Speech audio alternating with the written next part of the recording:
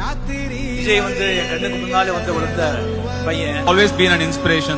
பொறாமப்பட்டிருக்கேன், தூரத்துல இருந்து ஃபேன்ஸா ரசிக்கிறதோட சரி. I'm a huge fan of Vijay. அவர் ஃபேன் தான்.